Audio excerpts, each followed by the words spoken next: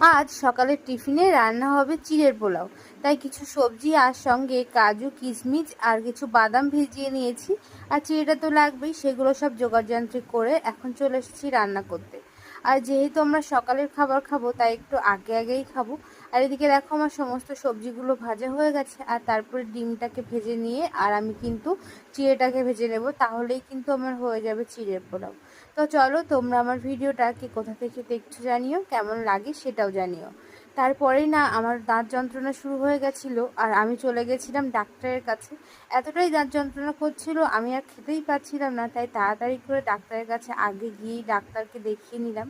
আর doctor বলল আবারও 3-4 দিন পরে যেতে, কারণ উনি অনেকটাই ওষুধ দিয়েছেন, কিন্তু দাঁত যন্ত্রণা কিছুতেই কমছিল না যতক্ষণ না অবধি ওষুধ খেলাম। এই যে এখন ডাক্তারের দেখানো হয়ে গেছে, ফার্মেসি থেকে কিছু ওষুধও নিয়ে নিলাম। বাড়িতে এসে কোনো কথা না বলে আগে ওষুধ খেয়ে তারপরে কিন্তু আমি অন্য কাজ করেছিলাম। এদিকে মাম্মাম্মু আমার জল খাওয়া থেকে জল খেতে চাইছিল।